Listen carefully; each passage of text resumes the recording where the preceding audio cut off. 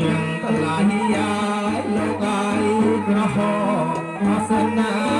ស្ង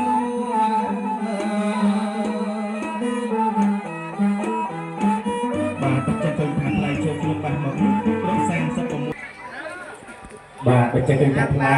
ឃើញបាត់ហូបមកក្របថតជាងហ្នឹង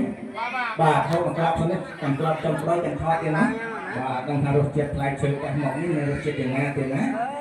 តាមលោកក៏ផ្អែមណាស់លោកប៉ាជុកមកជុយក៏ថាផ្អែមណាស់ទេណាបាទយើងផ្អែមមកទៀតបាទក៏ថាផ្អែមណាស់ណាផ្អែមត្រជាក់អញ្ចឹងមកក្របម្នាក់ទៀតចេះទៀតណាហើយមកក្របនេះកម្អើយ៉ាងណាលើកដាក់ក្បែរមកសិនដើម្បីមើលទៅជាងថតឲ្យបាត់ថតទៀតណាបាទតែលើកដាក់ក្បែរមកសិនទៀតបាទមើលទីមើលជាងថតទាំងអស់គ្នាទៅណាមើលកាមេរ៉ាទៅណាបាទดูដល់ទៅណាបាទបច្ចេកទេសថាផ្លែឈើយើងបេះមកមានចិត្តគីមីទៅណាបាទចឹងលើកដៃទទួលទាំងអស់គ្នាមក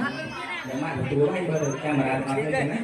បាទបច្ចេកសាធុសម័យថ្ងៃនេះលោកផល្លាហាស្មាស់ព្រមលោកកន្ទាវបាត់ក៏បានជោគជ័យយកផ្លែឈើពីក្នុងទៅរៀនអង្គការកូនប្រកូនស្រីបាននោះក៏សូមបានកូនប្រកូនស្រីបានទៅរួមប្រសិទ្ធភាពជួយទៅអរគុណចែកកូនប្រកូនស្រីបាននៅតែសកម្មនៅពុទ្ធពរណាឬក៏សម្បត្តិណានោះក៏សូមបានសម្រាប់សម្បត្តិដូចកូនប្រកូនស្រីពីរួមសកម្មណាទៅក្នុង